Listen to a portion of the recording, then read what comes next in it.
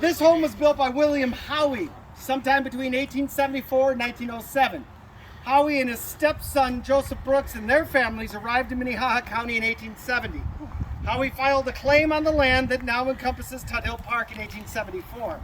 Howie died in February 1907, and his son William Howie Jr. took ownership of the land in March. William Howie Jr. eventually moved to California to work in the oil industry, and in 1912 sold the land to Pauline Zetlitz and C.C. Bretrud.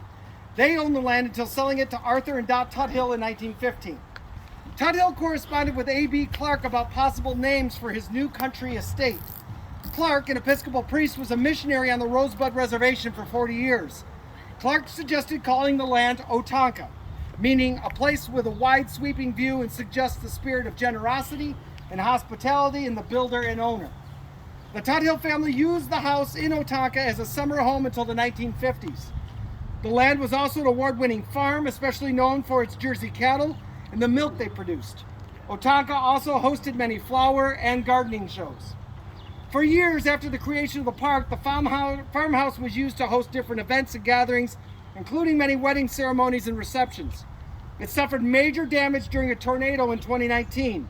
The city parks attempted to declare the building surplus, and it was nearly razed until a group of concerned citizens who lived in the neighborhood formed a committee and raised $350,000 through grants and private donations to save the home.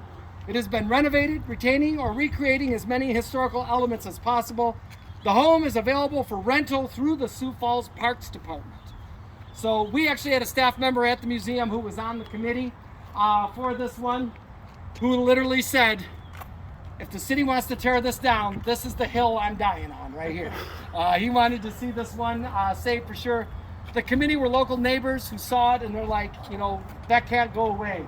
They did a lot of different fundraising ventures to get the money, and it is absolutely gorgeous what they've done. I'd like to live in the house, actually, here. So in just a minute, we'll take a second. You can kind of peek in the windows. It's not open to us today, but then we can walk around and you can see the flower gardens too.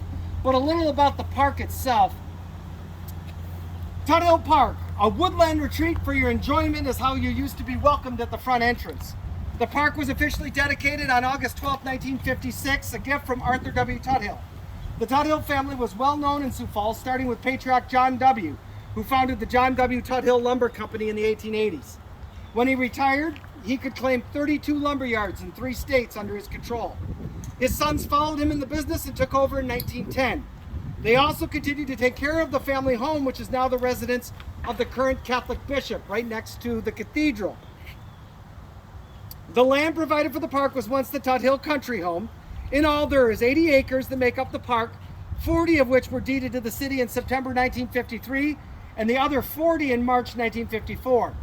The creation of the park did not come without serious caveats from the donor.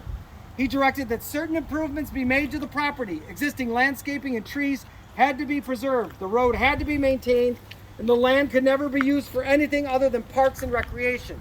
He was also somewhat concerned about moral issues in the park.